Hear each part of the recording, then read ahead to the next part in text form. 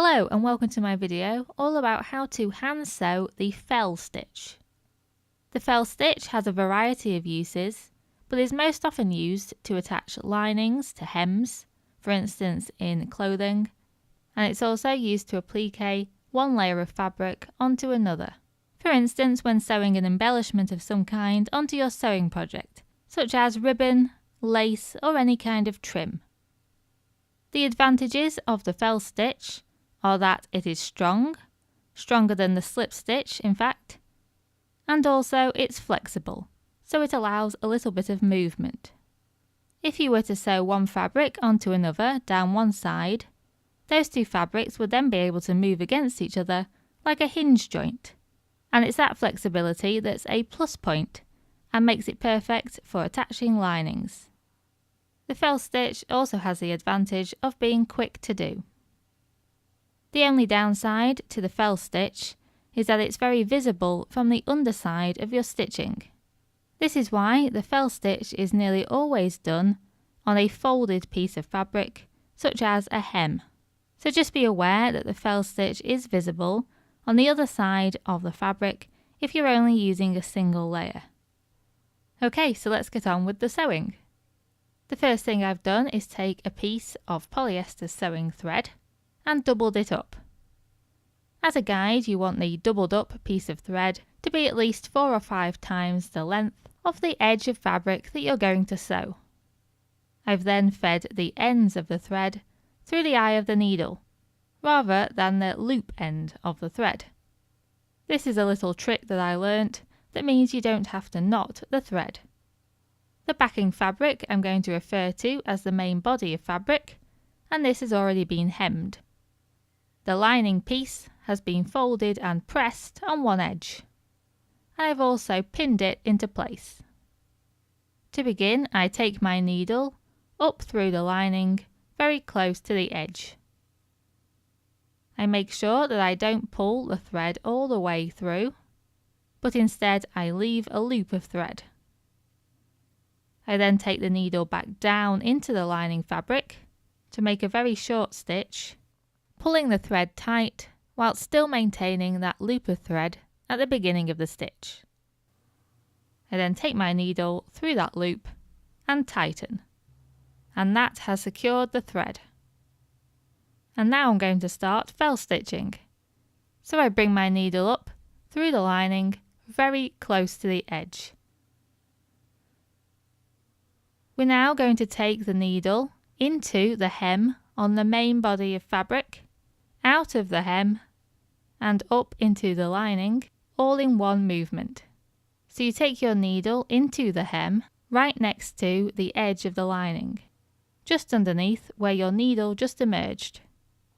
At this point your needle is inside the hem of the main body of fabric and doesn't go through all the layers to the back. You then feed the needle along to the left for about 1/2 inch. You then bring the needle up through the top layer of the hem and up through the lining.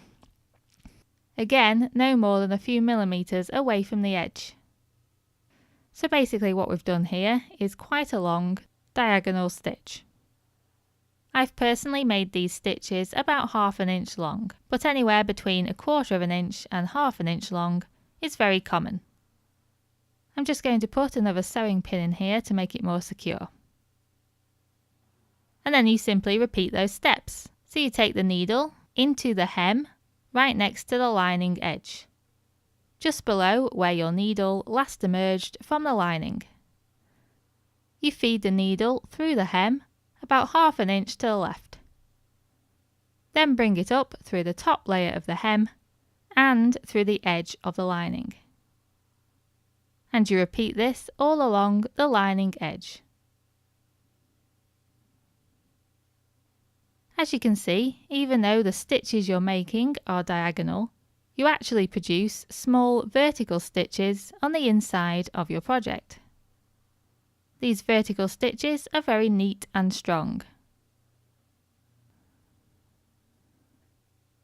When I've finished stitching, I take the needle into the hem right next to the lining edge, and then up through the lining where the thread already emerges. I pulled the thread until there's just a small loop remaining. I took my needle through the loop and tightened.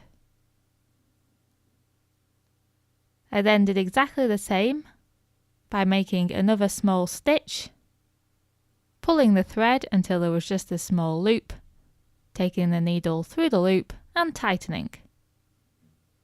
And this secured the end of the thread.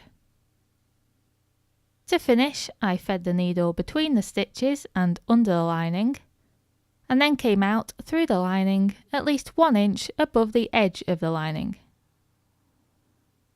before cutting off the excess thread. This simply hides the tail of thread from view. So now you can see what the fell stitch looks like from the inside of your sewing project. Just small and neat vertical stitches. If I remove the sewing pins and lift up the lining, you can see what I mean when I say that the fell stitch is flexible. I can easily pivot the lining along those stitches. To see what the underside of the fell stitching looks like, I'm going to undo the hem on the main body of fabric. So here you can see what it looks like inside that hem, and you can see that they are quite long and very visible diagonal stitches. And that's it, that's all there is to the fell stitch. I really hope this video was useful to you, and thank you very much for watching.